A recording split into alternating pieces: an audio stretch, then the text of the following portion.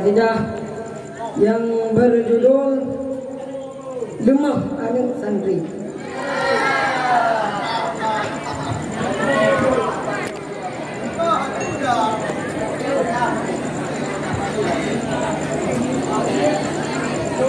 Lelun pike sabe-sabe memperkara kau ambil golong dia utamangan sama kula babeka getanyang pakan hana kada kula izin sakit alpa kamu tepe baksen kemah lemah anu santri harapat pegahabat lemah anak santri hai bikin ki bancara hai bikin ki bancara hai bikin tetap botak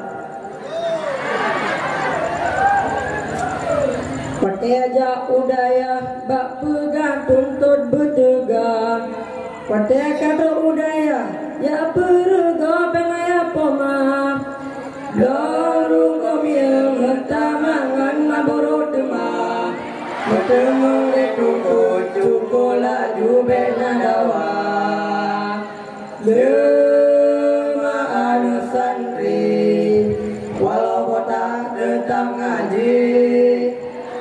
lemah anu santri wate ebut dengan sabit wate ebut dengan sabit wate ebut karena aku kenang awit yang putri ping sama alat make up puno mari celak budak my baby hana dua tiba bibi lewat an santriwan tahe bayang-bayang mesang-salan kawan yang atalun wahirakan lemah anu santri hana ibut elong lagi lemah anu santri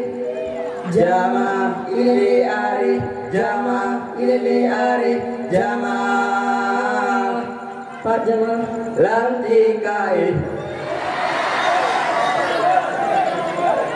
menyabak bocabut abeng itu berubin acara menyabalik udaya tamah pelong wet-wet ngen honda di telepon tunggu pegang laju anjir balik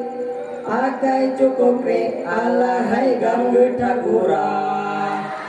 lemah anu santri menyacabut jilung baisa lemah anu santri menyarebut masalah mari menyarebut masalah mari menyarebut kaji pelong